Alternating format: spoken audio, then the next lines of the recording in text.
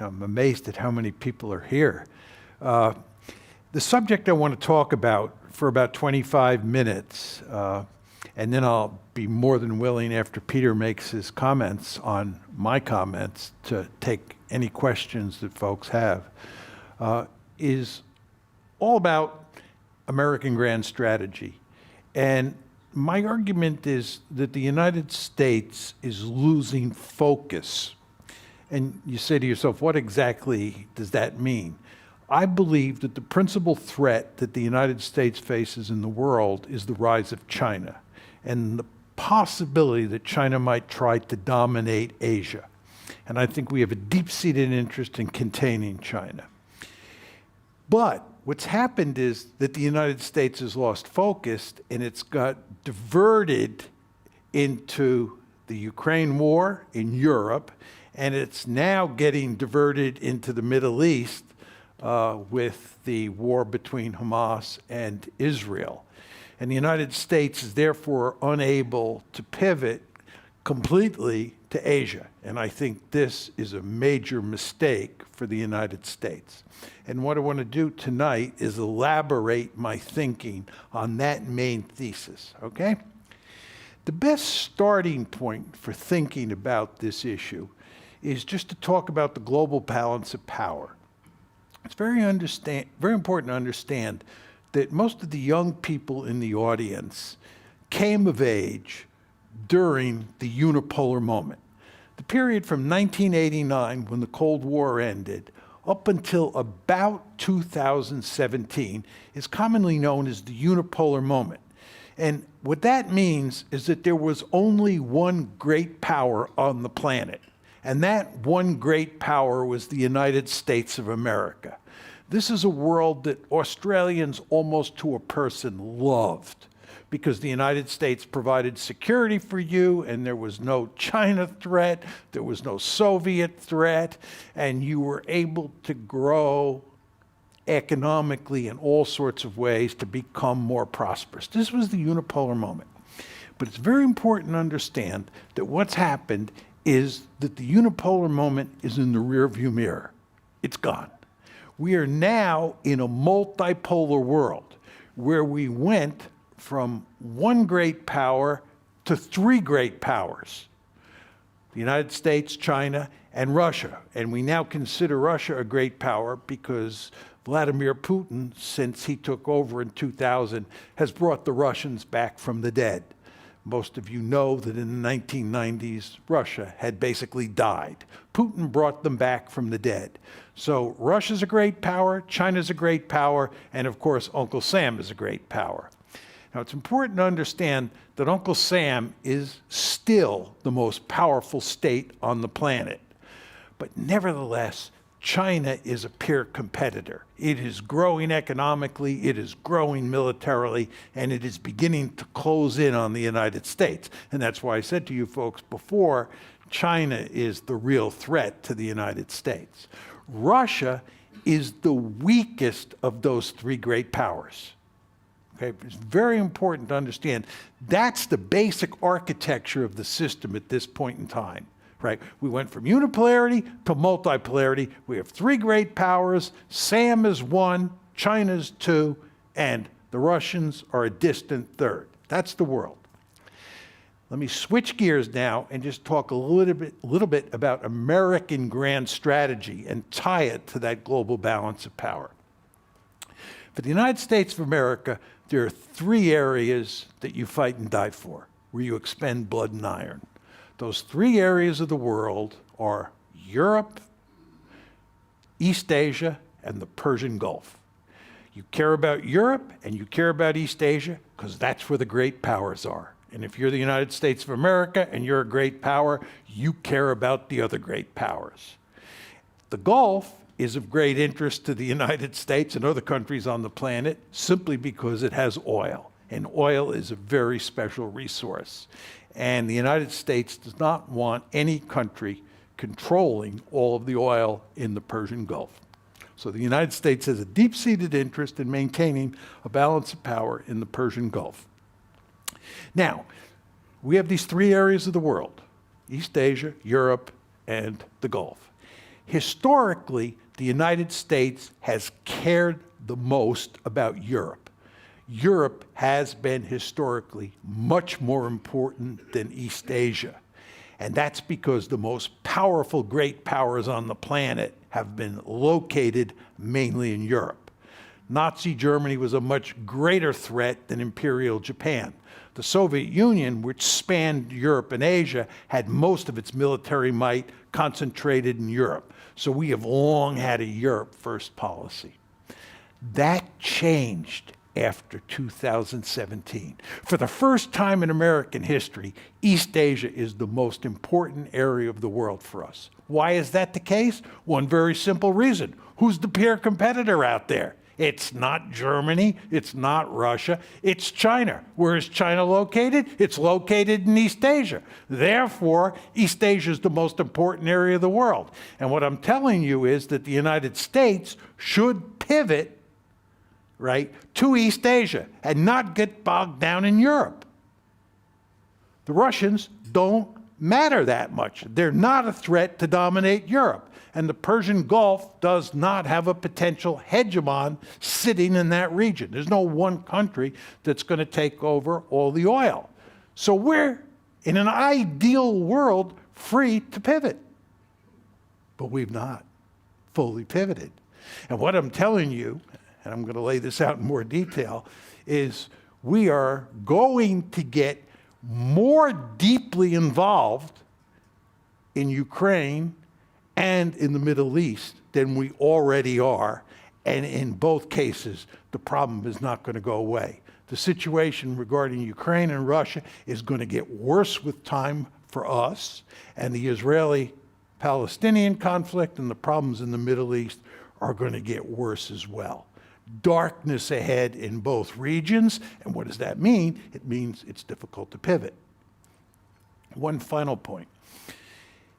Very important to understand that if the United States is worried about dealing with China, and there's one other great power in the system, and that other great power is Russia, you want Russia on your side of the ledger.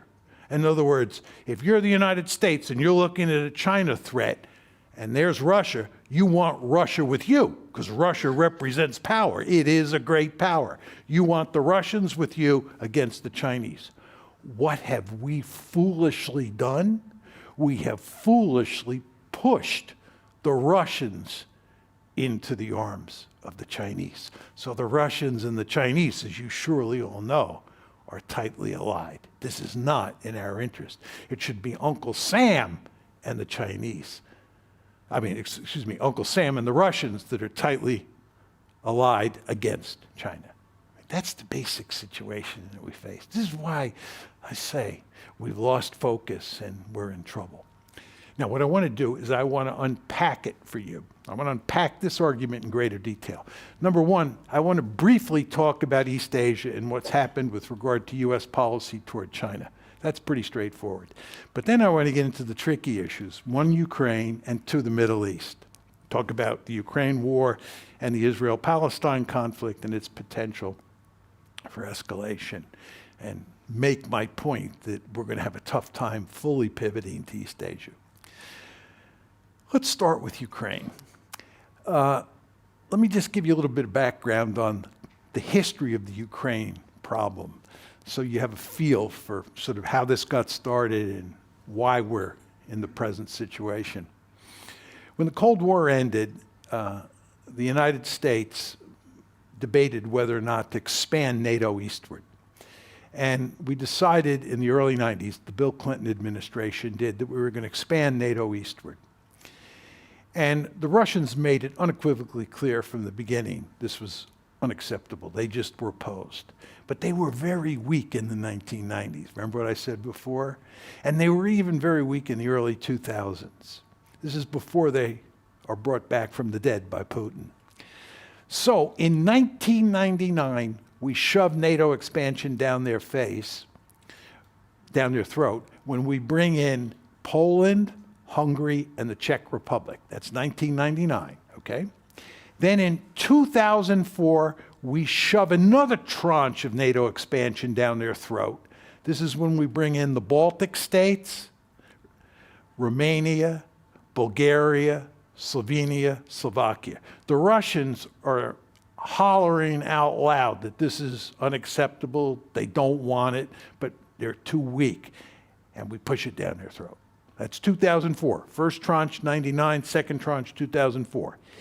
In April 2008, that's when we make the really big mistake. We say at Bucharest, the annual NATO summit at Bucharest, April 2008, we're bringing Ukraine and Georgia into the alliance. Putin says at the time, the Russians make it unequivocally clear across the board that this is not happening. And Putin makes it clear that he will destroy Ukraine before he allows it to become a member of the alliance.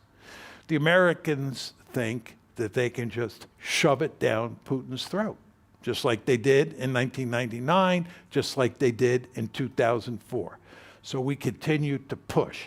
And not only are we pushing NATO expansion, we're pushing EU expansion at the same time, and we're trying to foster a color revolution. Many of you, I'm sure, remember the Orange Revolution we were trying to foster in Ukraine. What are we doing there? We're trying to turn Ukraine into a liberal democracy that has a pro-West orientation. This spooks the Russians like you wouldn't believe. A liberal, democratic Ukraine that's in the EU, that's in NATO, especially in NATO, on their border. The crisis breaks out in 2014. 2008, Bucharest. 2014 is when the crisis breaks out. That's when the Russians take Crimea, number one. And two, that's when the civil war breaks out inside Ukraine in the Donbass. So there's big trouble in 2014, and that trouble continues through 2021. And at the end of 2021, the Russians are scrambling to get some sort of agreement. The Americans won't agree. And on February 24th, 2022, a war breaks out. The present war breaks out.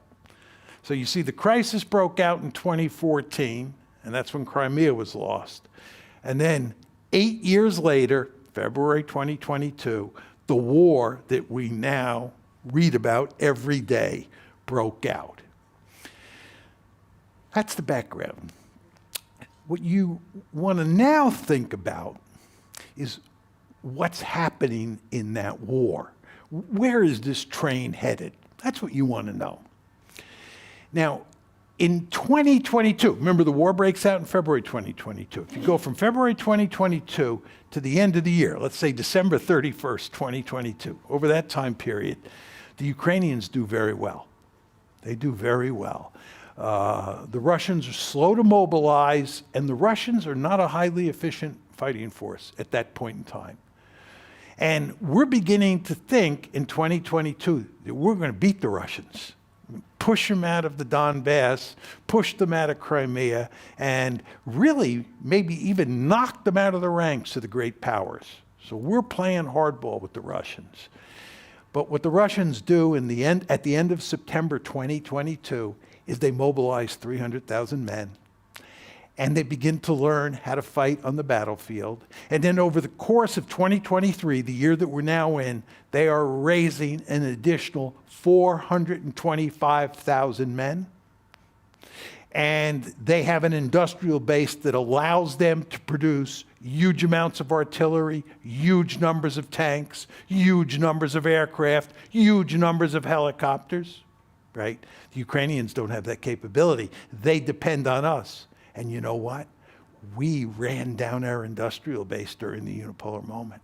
We do not, we in the West, this includes Australia, we do not collectively have the capability to produce lots of artillery tubes, artillery shells, tanks, and so forth and so on. The Russians do.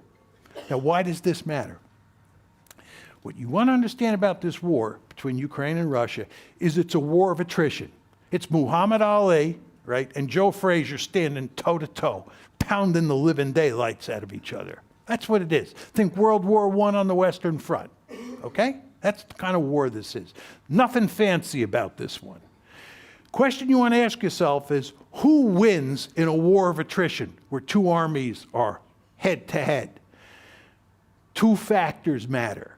The population size of each country, because that tells you how many soldiers you can send to the front, population size, and how much artillery each side has. When I went to West Point and I was in the American military, we were taught that artillery is the king of battle. Right? And in a war of attrition, that is certainly true. So the question is, what does the population ratio look like between the two sides? What's the artillery ratio look like? You want to know what the population ratio is? It's 5-1 in the Russians' favor. You want to know what the artillery ratio looks like? It's somewhere between 5-1 and 10-1. And most people think it's 10-1 at this point in time in the Russians' favor. And we in the West cannot rectify that imbalance.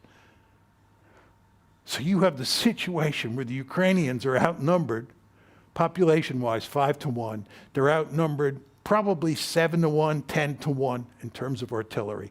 Can't improve either one of those situations. And in a war of attrition, that's the kiss of death. And furthermore, on top of all that, as you know, they launched a counteroffensive on 4 June of this year. My God, the Ukrainians have suffered enormous casualties with these offensives. We've encouraged them to attack the Russians. It was foolish in the extreme, in my opinion. The Ukrainians should have remained on the defensive. They have suffered such casualties. And they already were down 5-1 population-wise and down in terms of artillery. They're going to lose. They're going to lose. There's no way the Ukrainians can win. Right? What does losing mean in this case? The Russians are not going to conquer the whole country. It would be a massive mistake. It's a huge piece of real estate, Ukraine. And furthermore, there are lots of people, especially in the central part and the western part of Ukraine, who are ethnic Ukrainians who hate the Russians. Occupying that area would be insane. What the Russians are going to end up doing is they now control close to 23% of Ukraine. I believe they'll try to take another 20%. They have annexed, the Russians have annexed 4 oblasts plus Korea. And I believe that they will try to annex another 4 oblasts. And at the same time, they're going to go to great lengths to turn Ukraine into a dysfunctional rump state. A dysfunctional rump state. They will interfere in the politics of Ukraine, they will interfere with the Ukrainian economy, and they will do everything they can to wreck Ukraine and keep it wrecked, as they said they would in 2008, and they have consistently said afterwards. Now, the problem here, I mean, aside from the fact that this is a devastating defeat for Ukraine, the problem is Ukraine won't be knocked out of the fight completely. And what you will get at some point is not a peace agreement. You're not going to get a peace agreement here. You're going to get a frozen conflict. The fighting will stop, there'll be a ceasefire, and you'll have a frozen conflict. It'll be a lot like Korea on the 38th parallel, as you all know, North Korea on one side, South Korea on the other. You'll have a frozen conflict, and the potential for escalation will be ever present. And you want to understand, the United States will be involved in Ukraine, in Eastern Europe, doing everything it can to damage Russia. We will not lose gracefully. We will not lose in Ukraine and pivot to Asia. We will stay in Ukraine. We will continue to support Ukraine. We will continue to look for opportunities to screw the Russians, and the Russians will look for opportunities to screw us. You'll have this nasty security competition in Eastern Europe. There's no end in sight to the trouble that we are now facing in Ukraine, which, by the way, tells you what a massive mistake we made in April 2008 trying to bring Ukraine into NATO. But my bottom line to you here is that that makes it very difficult to pivot. So that's the Ukraine issue. And if I had come here last month instead of coming this month, at this point in time, I would have stopped the talk here, right? But now we have another massive problem confronting us that I don't know who saw coming. I certainly didn't. The Israelis certainly didn't see it coming. But if you go back to October 6th, it looked like the Middle East was a peaceful region. Compared to what was going on in Eastern Europe, it looked like a remarkably peaceful area. And Jake Sullivan, as you know, basically said that the Middle East hadn't looked so good in a long time. But then came October 7th, and Hamas attacked Israel, and in a deadly effective way. And of course, the Israelis have reacted by declaring war on Hamas. And you now have this giant conflict between Israel and Hamas that threatens to escalate to where Hezbollah might come in, conflict might break out on the West Bank, or even the Iranians might come in. So this is a really dangerous situation. And much like Ukraine, we're going to sink deeper into the mud here, and this one's not going away anytime soon, right? Now, why do I say that? First thing you want to keep in mind when you talk about Israel and the United States is that the two countries are joined at the hip. There's just no question about that. I don't think this is a controversial issue. I don't think you've ever had a closer relationship between any two countries than you have between Israel and the United States. So it's very hard for the United States in any meaningful way to distance itself from Israel. So that's the first point you want to keep in mind. Second point you want to keep in mind is that the taproot of the problem here is the Israel-Palestine or the Israel-Palestinian conflict. That's the taproot. And you just have to understand what that conflict looks like. This is a long-standing conflict, as you all know. But you just want to understand its essence, because that tells you a lot about what's happening now and what is likely to happen over time. The United States has been deeply interested in creating a two-state solution, as most of you, I'm sure, know, in Israel. And what the United States has been interested in doing is creating a Palestinian state in the West Bank and in Gaza and in East Jerusalem, living next door to a Jewish state, Israel. We have failed. We've not been able to push the Israelis to accept that, and there's no two-state solution. So what the Israelis now have, and which the government in Israel wants, is Greater Israel. Greater Israel includes the West Bank, Gaza, and 1967 Israel, or Green Line Israel, okay? That's Greater Israel.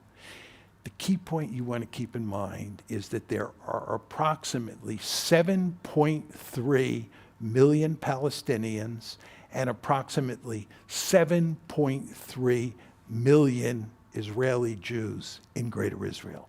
There is rough equality between Palestinians and Israeli Jews. You just want to think about that. So when you think about Israel, and you think about Israel as the Jewish state, which is completely understandable, you want to understand that that Jewish state has as many Palestinians in it as it has Jews. And by the way, there's a very prominent demographic expert who is Israeli, who argues that there are slightly more Palestinians than there are Jews inside Greater Israel. And furthermore, when you look at demographic trends over time, there are going to be more Palestinians than there are Jews. And this is a Jewish state. So the question is, what do you do here? And what has happened is that the Israelis do not want to give equal rights to the Palestinians. Because if they gave equal rights to the Palestinians, Israel would cease to be a Jewish state, because there are more Palestinians than there are Jews, if not now, certainly in the future. So in the case of the Palestinians who are in Gaza, right, basically they have been cordoned off. They have been isolated in Gaza. And it is commonplace to refer to Gaza as the largest open-air prison in the world. And if you read virtually any account of what life is like for those Palestinians who live in Gaza, it is absolutely horrible. There is just no question about that. They live under horrible conditions, in effect, in a prison. You want to understand that Israel controls the borders around Gaza and it controls the air above Gaza. These are not disputable issues. And again, there are about 2.1 million of those 7.3 million Palestinians in Gaza. And the fact is that the Israelis who have been playing hardball with the Palestinian since 1948, when the State of Israel was created, are in a situation where the Palestinians are going to erupt from time to time. Most of us in this audience have heard of the First Intifada. We have heard of the Second Intifada. The Intifadas were uprisings by the Palestinians. The Palestinians want their own nation state, just as the Jews wanted their own nation state. It's perfectly understandable that the Zionists were interested in coming to Palestine and creating a Jewish state, a Jewish nation state. That's completely understandable. But as my mother taught me when I was a little boy, what's good for the goose is good for the gander. And if the Jews want their own nation state, are you surprised that the Palestinians want their own nation state? No. And American policymakers, especially American presidents, going back to Jimmy Carter, understood this completely and should have put enormous pressure on Israel to accept a two-state solution. But we were incapable of doing that. We could not put great pressure on Israel. And the end result is you have a greater Israel. And inside that greater Israel are 7.3 million Palestinians. And just to take this a step further, it's very controversial to refer to Israel as an apartheid state, given how they treat the Palestinians. But Human Rights Watch, Amnesty International, and B'Tselem. B'Tselem is one of the leading human rights groups in the world, and it's an Israeli human rights group.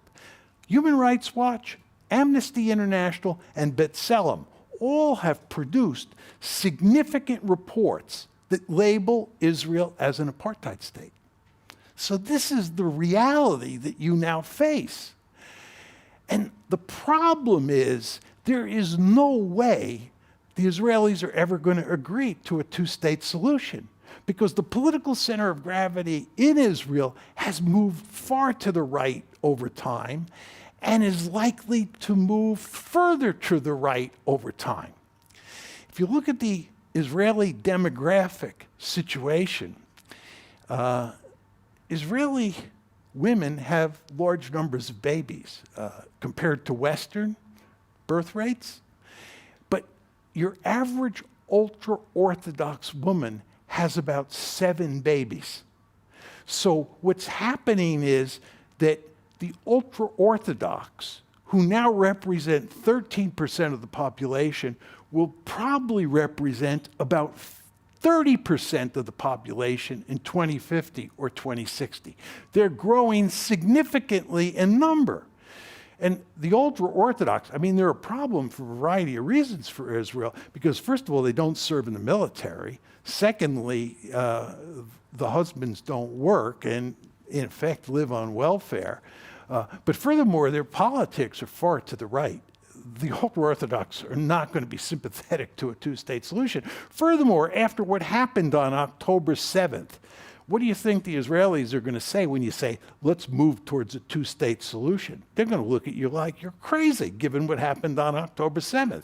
So all of this is just to say, the only hope, in my opinion, of ever settling this conflict between the Palestinians and the Jews inside of Greater Israel was a two-state solution. And a two-state solution is not going to happen. That train has left the station. And again, as I said to you, it's very important to understand that the United States is joined at the hip with the Israelis, and therefore, as this situation continues to fester in Israel, we are inextricably bound up in it. Let me just take this a step further, talk about the Israeli-Palestinian conflict. First of all, we have a deep-seated interest in stability in the Middle East. We were working before October 7th, you all remember, with Saudi Arabia to get Saudi Arabia and Israel to reach some sort of accommodation.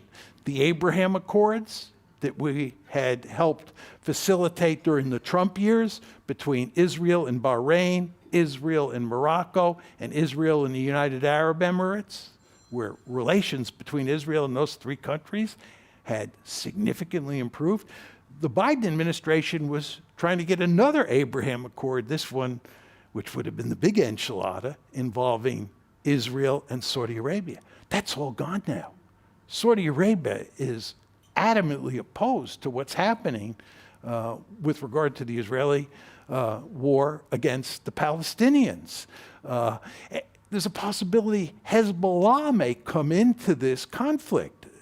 The Israelis and Hezbollah are exchanging rocket fire up on Israel's northern border. There's a possibility that Iran might come in. As I said before, there's a possibility that conflict will break out on the West Bank. Approximately 90 Palestinians have been killed on the West Bank since October 7th.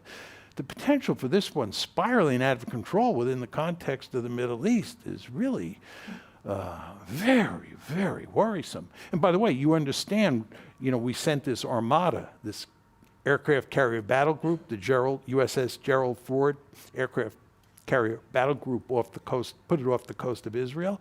It shot down 3 cruise missiles. U.S. forces shot down 3 cruise missiles that the Houthis in Yemen had fired at Israel. So in a very important way, we've already been involved, in, of course, a very tiny way, in the fighting.